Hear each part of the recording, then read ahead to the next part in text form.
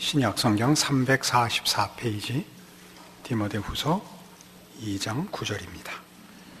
복음을 인하여 내가 죄인과 같이 매이는 데까지 고난을 받았으나 하나님의 말씀은 매이지 아니하니라. 그러므로 내가 택하신 자를 위하여 모든 것을 참음은 저희로도 그리스도 예수 안에 있는 구원을 영원한 영광과 함께 얻게 하려 함이로라.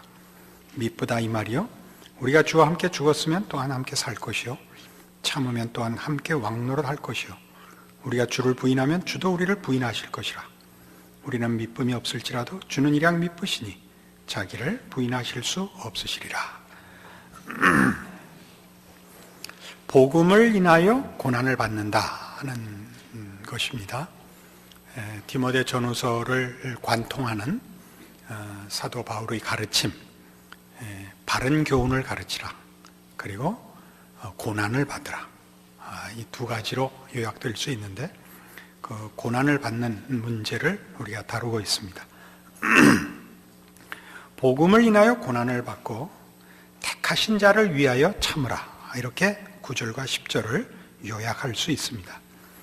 근데 여기서 중요한 것은 고난을 받는다고 해서 복음을 전하는 자가, 한 사람이 묶이고 방해를 받을 수는 있지만 복음은 결단코 묶이거나 방해받을 수 없으니 담대함을 가지고 고난을 받으라, 이런 얘기가 됩니다. 그런데 이 문제는 조금 더 깊이 들어가서 복음에 나타나는 고난은 말하자면 세상이 이 복음을 반대하기 때문이고, 이 복음을 전하는 것을 세상이 방해하며 심지어 적대적이고 핍박하기 때문에 일어납니다. 우리가 얼른 생각하면 복음의 진리됨과 그 영광됨과 또 하나님의 은혜라는 측면에서 세상의 모든 고난들을 압도하는 초월적인 어떤 배려와 인도하심이 있어야 될 것 아니냐, 이렇게 생각하는데, 실제로 성경에 나타나는 것이나 또 우리 신자들의 현실 속에서도 진실된 신앙생활을 하는 사람에게 하나님께서 특별한 길로 인도하셔서 모든 고난도 어려움도 없이 형통한 길로만 인도하는 일이 없다는 것을 우리가 경험합니다. 이러한 고난들은 그것 자체로 우리가 전하는 것이 세상적인 가치나 세상적인 그 내용을 목표하고 있지 않다는 중요한 내용을 우선적으로 증거하는데 소용이 있습니다. 사도 바울이 고린도 후서 11장에서 자신의 사도된 중요한 증거 중에 하나로 40에 하나 가만매를 5번 맞고 3번 태장으로 맞고 돌로 맞고 파손하고 여러 번 여행에 길의 위험과 강도의 위험과 도적의 위험과 동족의 위험을 만나고 굶고 춥고 헐벗고 하는 것들을 나열하는 이유는 내 욕심을 채우기 위하여 이걸 하는 게 아니다. 그리고 내가 이 세상 것을 다 잃는 한이 있어도 나는 이것이 더 크다고 생각하기 때문에 이것을 전한다 하는 중요한 복음의 1차적인 증언들, 세상이 추구하는 것과 다른 영원한 생명과 진리된 것에 대한 증언들이 필요하기 때문에 신앙생활을 하는 것, 또 복음을 증거하는 일에 고난이 따른다고 얘기합니다. 그러나 걱정하지 말아라 이거죠. 그러나 걱정하지 말아라. 그런데 이 걱정하지 말라는 데에는 조금 우리가 따져봐야 할 문제가 있습니다. 빌립보서 1장에 가시면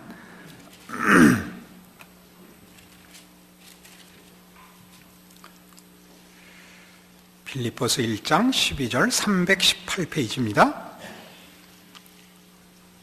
형제들아, 나의 당한 일이 도리어 복음의 진보가 된 줄을 너희가 알기를 원하노라. 이러므로 나의 매임이 그리스도 안에서 온 시위대 안과 기타 모든 사람에게 나타났음이니 형제 중 다수가 나의 매임을 인하여 주 안에서 신뢰함으로 겁없이 하나님의 말씀을 더욱 담대히 말하게 되었느니라. 어떤 이들은 투기와 분쟁으로, 어떤 이들은 착한 뜻으로 그리스도를 전파하나니 이들은 내가 복음을 변명하기 위하여 세우심을 받은 줄 알고 사랑을 하나 저들은 나의 매임에 괴로움을 더하게 할 줄로 생각하여 순전치 못하게 다툼으로 그리스도를 전파하느니라. 그러면 무엇이냐? 외모로 하나 참으로 하나 무슨 방도로 하든지 전파되는 것은 그리스도니 이로써 내가 기뻐하고 또한 기뻐하리라. 그러니까 여기 등장한 내용은 바울은 감옥에 갇혀서 이제 그 전도 사역을 더 이상 할 수 없는 형편이 되었음에도 불구하고 복음은 매이지 않더라 하는 오늘 지금 디모데후서 2장 9절에 보는 말씀이 그대로 여기 그의 삶 속에서 그의 사역 속에서 하나의 현실로 드러난 것을 증언하고 있는 거죠. 내가 잡혔더니 복음 전도가 2배로 늘어났다는 거죠. 내가 하는 거가 중단된 것을 인하여 내가 하는 일을 사모하는 이들이 바울이 잡히자 대신 복음을 전하게 되더라. 또 바울이 복음 전하는 걸 못마땅하게 여겼던 시샘하는 자들이 바울이 잡히자 거 봐라. 바울은 하나님의 종이 아니고 우리가 진짜다. 라고 시기와 다툼으로 또 복음을 전하니 이 얼마나 다행한 일이냐. 라고 이제 얘기를 하고 있습니다. 바울의 신앙의 깊고 넓고 큰 점도 물론 우리가 확인해야 되겠지만 보다 중요한 것, 바울이 잡혔다고 해서 복음이 잡히는 것 아니다. 바울이 방해를 받는다고 복음이 방해를 받지 않는다. 그럼 이게 무슨 얘기냐 하는 거죠. 바울이 있어야만 복음이 전파되고 또 혹 우리 중에 열심과 진심을 갖고 있을 때 내가 있어야만 하나님의 뜻이 꼭 성취된다는 뜻은 아니다 그겁니다. 그럼 뭐 때문에 수고하고 고난을 받고 참으라고 하느냐 하는 문제가 생길 수 있죠. 하나님께서 어차피 하나님께서 다 하실 문제라면 우리가 순종을 하든 말든 우리가 수종을 들든 말든 결국 하나님 혼자 다 하실 일이라면 뭐 때문에 하나님의 종들을 부르며 우리들로 하여금 하나님의 일을 하게 하는가? 우리와 상관없는 일을 하나님 혼자 다 할 수 있는 일을 이라는 문제가 남습니다. 그러니까 이런 이해 속에서 다시 본문으로 돌아와 보시면 이제 구절을 다시 봅시다. 복음을 인하여 내가 죄인과 같이 매이는 데까지 고난을 받았으나 하나님의 말씀은 매이지 아니하니라. 그러므로 내가 택하신 자를 위하여 모든 것을 참음은 저희로도 그리스도 예수 안에 있는 구원을 영원한 영광과 함께 얻게 하려 함이로라. 택하신 자를 위하여 택하신 자의 구원을 위하여 이 고난과 이 모든 어려움을 참으라 이렇게 되는 겁니다. 아까도 얘기한 것 같이 이렇게 참아서 하나님이 뜻하고 계시는 일을 너희가 다 이루어 드려야 한다 라는 뜻이 아니고 하나님께서 어차피 하실 일이기에 너보고 하라 그러는 거다 이런 뜻입니다. 하나님께서 택하셨다라는 것은 저들을 구원하기로 작정하셨고 그래서 저들은 실패될 수 없으니 네가 안 해도 누군가 할 것이요 우리 모두가 안 해도 하나님이 무슨 수를 써서라도 뭐 우리가 극단적인 예를 들면 구약시대 엘리야에게 까마귀를 보내어 먹을 걸 날라준 식으로라도 그 뜻을 이루실 것 아니냐 그러니 너 해라 이런 말이 됩니다. 근데 뭐 아직도 좀 그 앞뒤가 조금 석연치가 않죠? 한 군데 더 찾아봅시다. 이 수고와 고난이 어떤 의미이길래 어차피 하나님이 하실 걸 우리 보고 수고와 고난 속에서 이 일을 하라고 하는가 하는 거죠. 골로새서 1장으로 갑니다.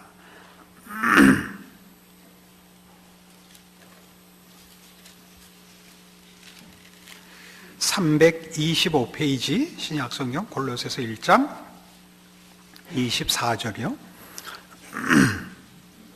내가 이제 너희를 위하여 받는 괴로움을 기뻐하고 그리스도의 남은 고난을 그의 몸된 교회를 위하여 내 육체에 채우노라 이렇게 얘기합니다.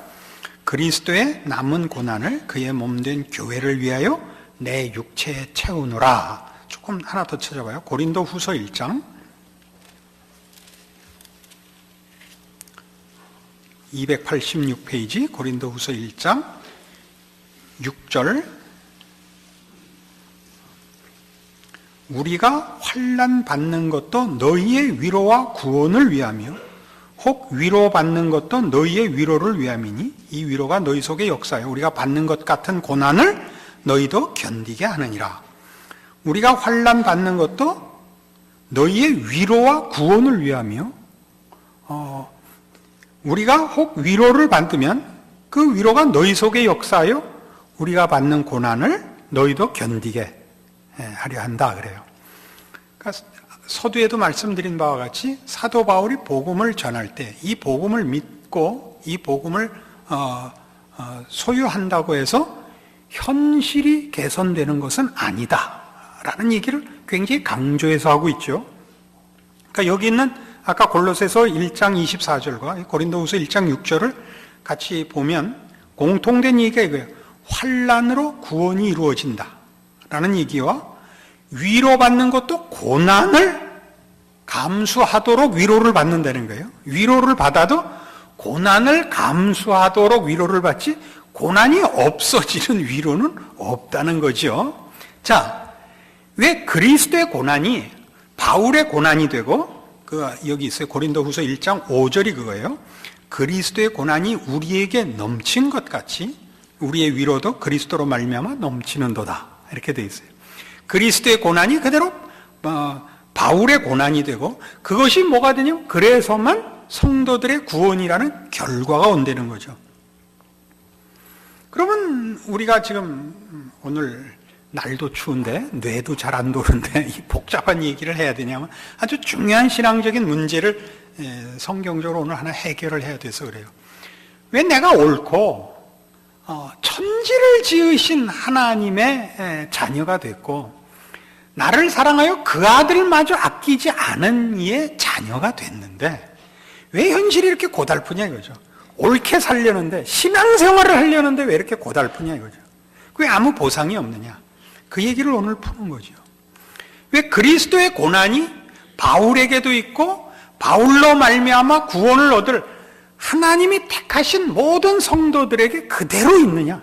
왜 이 고난이 연속되느냐 하는 것이죠. 서두에도 얘기한 것과 같습니다. 그것은 우리가 믿고 소유하고 우리가 소원하는 것들이 이 세상이 만들어줄 수 있는 것도 아니고 이 세상의 현실 속에서 이루어지는 것이 아니기 때문에 그렇습니다. 그래서 우리가 세상에서 받는 고난은 우리가 딴 데 속하였고 딱 세상이 인정하지 않는 세상이 반대하는 목적을 갖고 있기 때문에 세상이 우리를 못 살게 굽니다. 우리는 바람을 거스르고 물결을 거슬러 나가는 존재들인 셈입니다. 그래서 환난은 신자들에게는 당연한 현실입니다. 그런데 그러면 이런 고난을 억지로 받는다는 것이 아까 그것도 서두에 얘기했어요. 그렇게 해서라도 하나님의 뜻을 이루어 드려야 하는 문제냐? 그렇지 않다는 거 아니에요. 우리가 안 해도 하나님은 어차피 하실 일. 택하신 자의 구원이라는 건 하나님이 그렇게 하겠다고 작정했기 때문에 우리의 성패와 상관없이 되어질 결과거든요. 그러면 왜 우리가 이 고난을 감수하고 이 일을 해야 되느냐라는 문제가 되죠. 여기에 성경은 이렇게 답합니다. 히브리서 12장 367페이지 히브리서 12장 1절과 2절을 제가 봅니다. 이러므로 우리에게 구름같이 둘러싼 허다한 증인들이 있으니 모든 무거운 것과 얽매이기 쉬운 죄를 벗어버리고 인내로서 우리 앞에 당한 경주를 경주하며 믿음의 주여 또 온전케 하시는 이인 예수를 바라보자. 저는 그 앞에 있는 즐거움을 위하여 십자가를 참으사 부끄러움을 개의치 아니하시더니 하나님 보좌 우편에 앉으셨느니라. 11장 다음이 12장이죠. 당연히 11장은 믿음의 장이고 그 믿음의 장은 다 하나님 앞에 받은 바 약속들을 소망하고 이 세상과 타협하지 않고 산 사람들을 소개하고 12장으로 넘어온 겁니다. 그래서 1절이 뭐냐면 모든 유혹과 시험을 이겨내고 믿음의 싸움을 싸우자. 그러면서 누구를 모델로 제시하죠? 2절에 있는 바와 같이 믿음의 주요 또 온전케 하시는 이인 예수를 바라보자. 그겁니다. 예수님은 어떻게 하셨길래? 그 앞에 있는 즐거움을 위하여 십자가를 참으사 부끄러움을 개의치 아니하셨다 이겁니다. 그 앞에 있는 즐거움은 뭐냐면 복음의 영광입니다. 당신이 지시는 십자가가 고통스럽고 부끄러운 모양으로 보이지만 그것이 가지는 그 가치와 그 내용의 복됨을 그가 알고 있기에 당신이 십자가를 지심으로써 이 수많은 하나님의 백성들을 부활 생명으로 이끄실 수 있기에 기꺼이 이 고난을 참으셨다는 겁니다. 예수님이 이걸 안 하면 안 되는, 예수님으로서는 그런 입장에 서 계셨지만 우리가 받는 것은 우리가 고난을 받아서 일이 되는 건 아니고 우리가 예수 그리스도로 말미암아 얻게 된 복음의 이 내용들, 구원받은 특권들, 영광된 소망들이 복음의 그 복됨과 은혜로움과 영광됨이 우리로 하여금 기꺼이 이 모든 세상의 반대와 세상의 이 조롱을 감수하고도 복음으로 살며 이 기쁨을 나누려는 신앙인들의 신앙 고백과 그 소망을 막을 수 없더라는 것입니다. 표정들을 보니까 그렇게까지는 자신이 가진 신앙에 대해서 자신과 자랑이 없으신 것 같은데 복음은 그런 것입니다. 사도 바울이 복음을 위하여 고난을 받은 것이 아니라 복음에 복된 것을 인하여 세상의 어떤 반대에도 불구하고 이걸 놓을 수 없었고 하나님이 하시는 일에 동참하는 일을 그가 외면할 수 없더라는 거죠. 그래서 제1순위거든요. 이것과 비교할 수 있는 게 아무것도 없어서 그러니까 너 고난을 받으라, 너 모든 것을 참으라는 어떻게 보면 표현상 굉장히 부정적이고 소극적인 표현이지만 사실은 복된 특권이죠. 여러분 목사하는 거 쉽지 않습니다. 어렵습니다. 그래서 집안에서 자녀들 중에 누가 목사를 하겠다 그러면 찬성하는 부모가 적습니다. 저희 집안은 어떻게 되냐, 고모부쯤 되는 분도 목사님이고 저희 할아버님도 이제 장로고 외할아버님 목사고 그런데 제가 목사하겠다 그랬더니 우리 어머니가 제일 크게 반대했죠. 우리 아버님은 말도 안 하셨고 이북으로 돌아가겠다 이 한마디만 하셨고 어머니는 매일 밥도 먹지 마라, 용돈도 안 준다, 참 경제적, 물질적, 정신적 압박을 많이 가하셨댔습니다. 너가 얼마나 힘든지 아냐? 네 성격으로는 못한다. 그건 저도 공감하고 있었던 사실입니다. 하면 참 좋습니다. 어렵습니다. 왜 어려우냐면 우리가 인간이 하나님의 종 노릇을 감당을 할 수가 없습니다. 언젠가도 설명한 것 같이 페이퍼백에 하나님이 금 10kg짜리를 줘서 이렇게 탁 받았더니 밑창이 뚫어지면서 발등을 찍었다 제가 그랬죠. 그런 금을 받은 건 기쁜데 발등이 부서져서 우는 건지 웃는 건지 모를 그런 심정으로 사실 삽니다. 하나님의 은혜로우심과 진실하심을 나타내시는 일에 대한 감격과 그걸 감당치 못하는 우리의 신앙의 한없이 연약한 것으로 인하여 하루에도 이렇게 온탕냉탕을 남극과 북극을 왔다 갔다 하면 어차피 찬데서 찬데 가니까 괜찮은데 열대 지방에 갔다 한대 지방에 갔다 그러는 기분입니다. 그러나 복된 길입니다. 그 얘기를 하고 있는 겁니다. 바울이 디모데에게 하는 얘기는. 그리고 이건 모든 우리 하나님의 자녀들에게 하는 얘기입니다. 너 고난을 받아라. 너 모든 것을 참고 견뎌라. 우리가 고난을 받는 이유나 우리가 참을 수밖에 없는 이유는 전부 다 하나님만 붙잡고 그 약속에 참여하려고 할 때는 이 세상의 유혹과 우리 안에서부터 나오는 우리 죄성의 본능적인 시험을 싸워 이겨야만 되는 거니까 우리 모두에게 고난과 이 인내는 필수적인 것이죠. 우리가 예수를 잘 믿고 아무리 고급한 신앙의 경지에 가도 우리 속에서 죄의 유혹과 시험이 없어지는 법은 없습니다.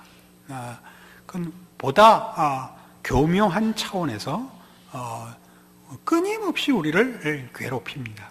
하나님께서 이걸 왜 다 안 없애해 주시는가 하는 것은 우리 그 성화 문제를 다루면서 이미 설명했던 적이 있습니다.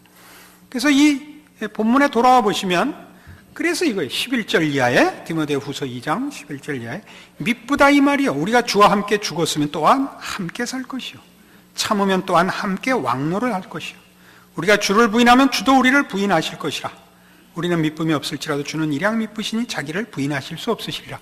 이 11절에서 13절의 얘기가 뭔가 보세요. 주와 함께 주의 그 뜻하심과 기뻐하심에 동참하면 그것이 우리의 영광이요 우리의 승리가 될 것이요 그렇게 안 하면 우리만 손해라 이런 얘기를 하죠. 그러면서 뭐라 그래요? 우리는 일양 미쁨이 없을지라도 주는 일양 미쁘시니 자기를 부인하실 수 없다. 하나님은 하나님의 하나님 대신 진실하심과 영원하심과 거룩하심을 부인하실 수가 없고 쉴 수가 없습니다. 미쁘신 분입니다. 온전하시고 뭐 또 있을까요? 하여튼 진실하신 우리 하나님이십니다. 그래서 이런 표현들이 갖는 하나님이 어차피 하실 일이요 하나님이 그 약속과 뜻을 이루시고야 말 미쁘신 분이라는 것을 기억해라. 하나님이 그의 일을 하다 말다 해서 우리에게 고난이 생기는 것이 아니고 하나님은 그의 일을 여전히 여일하게 해 가시는데 우리가 시험을 받아서 엎어졌다 자빠졌다 하는 것에 불과하다. 그러나 이 우리가 엎어지고 자빠지고 하는 것은 사실 하나님이 우리 편을 안 들어서가 아니라 하나님이 우리 편을 들어서 우리에게 너무나 소중한 복음의 은혜들을 우리에게 허락했기 때문에 하나님의 자녀가 됐기 때문에 이제 나타난 현상이다. 세상이 우리를 공격하고 있는 것인데 우리는 복음 때문에 이 싸움이 벌어진 것을 놓치고 복음을 놓는 한이 있어도 세상의 공격을 면하고 싶어하는 이 유혹을, 이 시험을 극복하라. 그게 고난을 받으라요 모든 것을 참으라로 제시되고 있는 것입니다.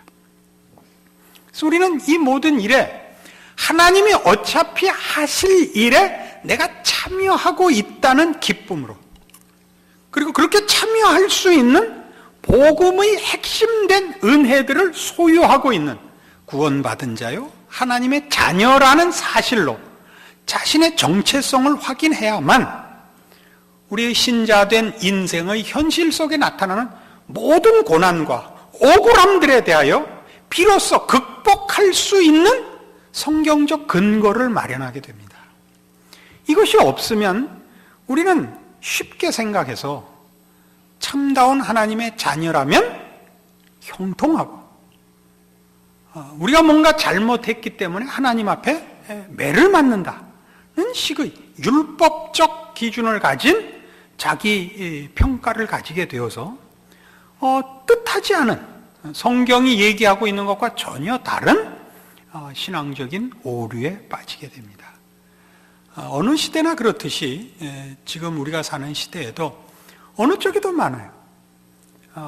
하나님이 편드는 자는 형통하고 승리한다고 더 많고 뭔가 삶의 어려움을 겪는 것은 어디에선가 잘못했기 때문에 하나님 앞에 벌을 받는다는 생각이 우리의 본성이 가지는 종교성과 함께 묘하게 혼합이 되어서 성도들의 신앙의 그 시야를 흐리게 만드는 것이라고 생각합니다.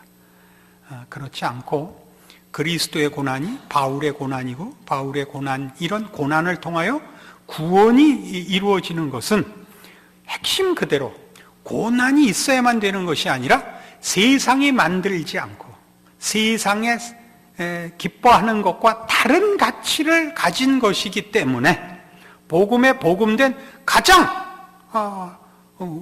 먼저 드러나는 특징, 세상과 충돌하는, 세상의 생각과 반대되는 하나님의 뜻과 부르심과 내용으로 복음이 형성되어 있기 때문에 이런 현상이 일어난다 라는 사실을 기억할 것이요, 그것은 당연히 우리의 삶에 고달픔을 만들어낸다를 기억해야 합니다.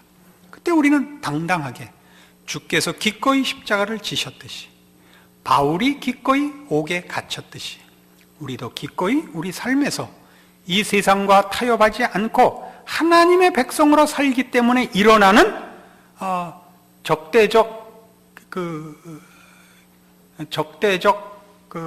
피해, 세상이 지금은 큰 소리를 치고 있는 때라서 당하는 억울함들을 기꺼이 감수하여 저 바울이 그의 고난을 기뻐했고, 주께서 그 앞에 있는 기쁨을 위하여, 즐거움을 위하여 부끄러움을 참으신 일을 기억하여 우리의 신앙생활에 큰 위로와 힘으로 삼으셔야 됩니다. 이것이 진정한 신앙입니다. 예수를 믿었더니 이것도 해결되고 저것도 해결됐다는 하나님이 누구인지 제대로 알지 못할 때, 하나님이 온천하 만물에 인간의 생사화복의 유일한 주인이시라는 것을 알려줘야 할 시기에 일어나는 것이요, 그 이후에는 그렇게 안 합니다. 우리 자녀를 키울 때도 그가 아주 어렸을 때는 아무 때나 울어도, 아무 때나 보채도 다 애 편을 들지만 5살만 넘어도 그렇게 안 합니다. 우리가 누구이고 우리의 신자된 현실이 어떠한가를 분명하게 이해하셔서 참다운 신자의 길을 걷는 여러분들이 되시고, 고난이 없거든 여러분의 신앙을 한번 점검해 보셔야 됩니다. 세상이 나는 왜 공격을 안 할까? 심각하게 물으셔서 이건 내가 하나님 편에 있지 않고 세상 편에 있다는 증거다, 분명히 확인하셔야 됩니다. 이 성가대에 앉아도 성가대에 앉는다고 목소리가 잘 나오는 게 아니라 이상하게 성가대에 앉으려고 그러면 목이 쉰다든가 눈이 짓무른다든가, 그럼 분명한 신자요, 그날따라 노래가 잘 된다, 그게 수상하다, 이렇게 생각하는 것이 오히려 성경적인 자기 신앙 판단법이라고 생각되어집니다. 기도하십시다. 하나님 아버지, 은혜를 감사합니다. 하나님께서 우리에게 주신 영원한 약속들, 그리고 의와 진리와 거룩으로 부르신 새 사람의 하나님의 백성의 삶은 세상과 다릅니다. 세상 사람들이 자기를 위하여 살고 헛된 것을 위하여 사는 것과 다르기에 우리의 삶의 자세와 우리의 신자된 정체성들이 저들과 충돌할 수밖에 없습니다. 우리가 가는 길을 저들이 막아서며 놀리며 희롱하며 협박할 때 우리가 옳은 길을 가고 있는 줄 아는 올바른 하나님의 말씀을 근거로 한 분별로 우리 자신의 신자된 인생의 인내를, 순종을, 기도를, 믿음을 더할 것이요, 갈등하고 울고 나가 넘어지고 어린아이같이 떼를 쓰고 외면하고 혹은 타협하는 못난 지신랑 얼른 극복할 수 있도록 주여 우리의 신자된 인생에 더욱 큰 진보와 충만한 체험으로 함께하여 주시옵소서. 예수님 이름으로 기도합니다. 아멘.